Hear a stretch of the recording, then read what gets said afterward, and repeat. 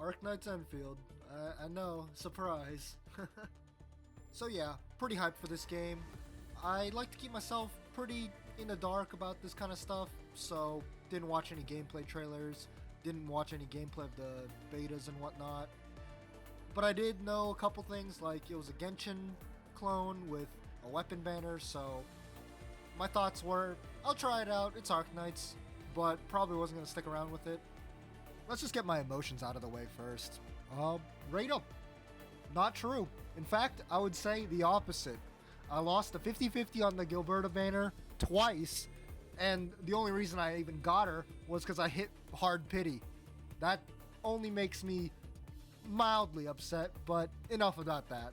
To the real shit. One thing I'd always hate about open world games is that the emptiness between point A and point B would just waste your time. There's usually never enough stuff to do while you're walking around, and I think Arknights strikes a pretty good balance.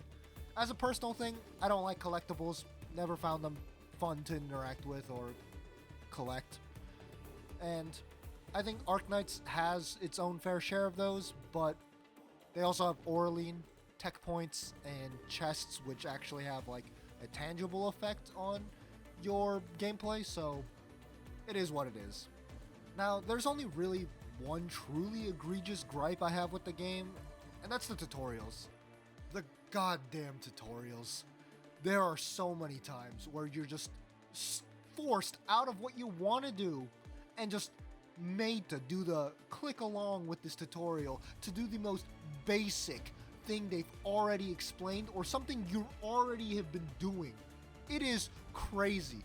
And this genuinely has an impact on how fun this game can be, because when you get a string of 5 minutes of just straight tutorials, it is just unfun and makes you want to drop the game right then and there. Enough about that though. First impressions on combat was that it's pretty simplistic, but to give it credit, it does have more bite than I initially thought. Overall, I would say it provides a fun gameplay loop with a decent amount of team building and variety. And not all operators are equally strong, but I'd say most team comps are viable enough to clear Valley 4 without much prep work. I can't speak much on Wu Ling, just started it, so we'll leave it at that. Personally, I've really been liking the electric team comp. It takes a sec to set things up, but once you got it going, you can just keep chaining skills into skills, and it's really fun. Most open world combat's pretty short, so you can't really get any rotations off, but bosses and rifts have been long enough where you can really see what your team is capable of. The gearing system was the biggest surprise. Pretty much all of it isn't RNG based stats. You use the factory to create the parts and make them into whatever gear you need. There is a bit of RNG involved to get the best in slot weapons and etching and a couple extra things I haven't really delved into, but most of it is just slightly bigger percentage, which is good, but totally unnecessary. Since I've mentioned the factory, let's just talk about it. It's probably the reason I stuck with the game at all. If you've played Satisfactory and like that loop, it's kind of like a lesser ghoul of it. Not as in-depth in pretty much every aspect, but the core gameplay is still surprisingly addicting. I would have to say this is my favorite aspect of the game, if I'm being honest. Strangely enough, it doesn't really make me want to play Satisfactory or Factorio.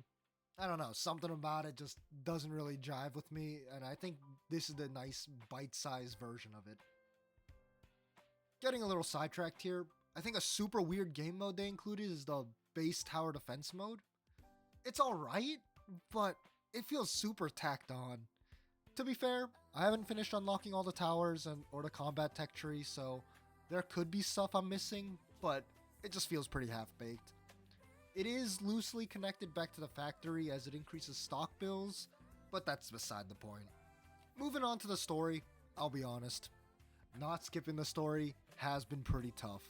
I played Arknights when it launched, so the first few chapters, I vaguely recall them, and I know they weren't very good. But they still got me hooked into the world, and I was kind of interested in the characters and plot.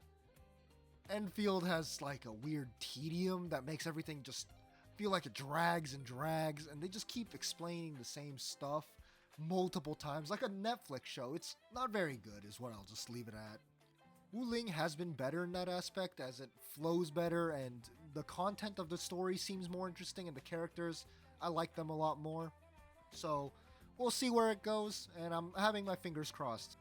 The character side stories, though, whole nother ballpark. Levitane's story event was by far the best in the entire game, and it's not even close. Being fully voiced actually helped a lot in that aspect, I think, as well. The Endman actually felt like a real character rather than just a nodding headpiece, so it does show that they have something there of substance and they just need to work on it. I have high hopes in the upcoming story patch, so we'll see where it goes from there. Overall, I would say I'm pretty impressed with the game. There's a lot I wish was better about it, mainly UI and tutorial stuff, but it sucks an impressive amount of time from me, and I'll boot up to log in and just do some dailies, and I'll blink, boom, 4 hours, gone. We'll see if I keep with it, but the time I've spent was enjoyable enough, and it is free to try, so I would recommend it at all if you like factory optimization games.